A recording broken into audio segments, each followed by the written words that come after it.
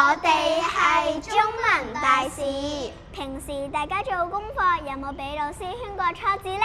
我哋今日化身成為政治特警，準備咗一啲大家成日寫錯嘅字嚟做校園政治大考驗，睇下邊啲同學可以成功過關先。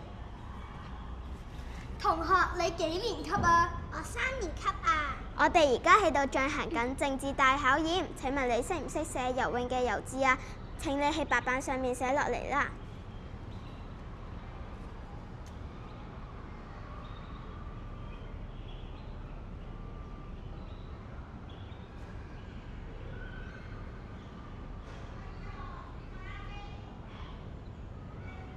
寫好咗嘅話，將白板轉過嚟俾大家睇下。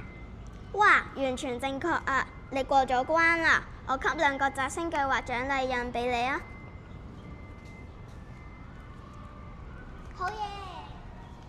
喺未來1個月，我哋學校會正式舉行校園政治大考驗。